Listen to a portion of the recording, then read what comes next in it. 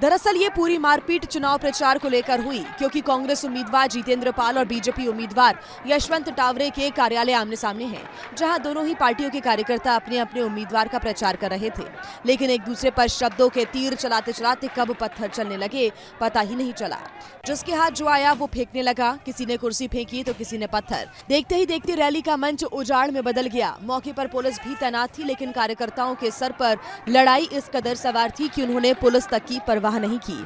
बताया जा रहा है कि मारपीट की शुरुआत शाम को उस वक्त हुई जब कांग्रेस उम्मीदवार की रैली बीजेपी कार्यालय के सामने पहुंची तो कांग्रेस कार्यकर्ताओं ने नारेबाजी शुरू कर दी, जिससे विवाद बढ़ गया और दोनों दलों के कार्यकर्ता एक दूसरे पर पत्थरबाजी और लाठियों से हमला करने लगे, जिसमें कई लोग घायल हो गए, जिन्हें इलाज के लिए अस्पताल में भर्ती कराया गया। फिलहाल पुलिस मामले की जांच कर रही है। दोनों ही पक्षों ने एक दूसरे पर हमले का आरोप लगाते हुए शिकायत दर्ज कराई है।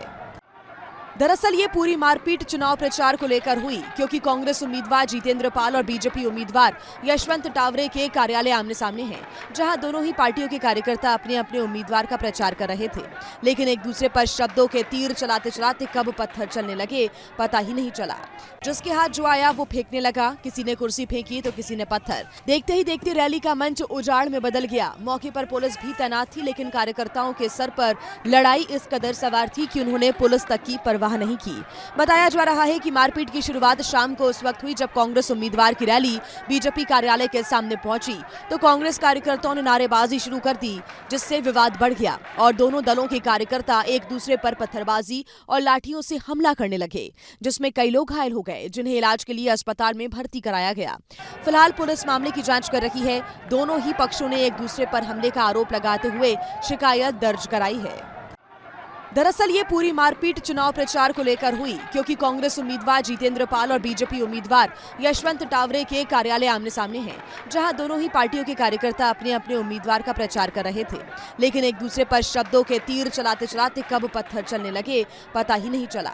जिसके हाथ जो आया वो फेंकने लगा, किसी ने कुर्सी फेंकी तो किसी ने पत्थर। देखते ही देखते रैली का मंच उजाड़ में बदल गया। मौके पर पुलिस भी तैनात थी, लेकिन कार्यकर्ताओं के सर पर लड़ाई इस कदर सवार थी कि उन्होंने पुलिस तक की परवाह नहीं की। बताया जा रहा है कि मारपीट की शुरुआत शाम को उस वक्त हुई जब कांग्रेस उम्मीदवार की रैली बीजेपी कार्यालय के सामने पहुंची तो कांग्रेस कार्यकर्ताओं ने नारेबाजी शुरू कर दी, जिससे विवाद बढ़ गया और दोनों दलों के कार्यकर्ता एक दूसरे पर पत्थरबाजी और लाठियों से हमला करने लगे, जिसमें कई लोग घायल हो गए, जिन्हें इलाज के लिए अस्पताल में भर्ती कराया गया। फिलहाल पुलिस मामले की जांच कर रही है। दोनों ही पक्षों ने एक दूसरे पर हमले का आरोप लगाते हुए शिकायत दर्ज कराई है।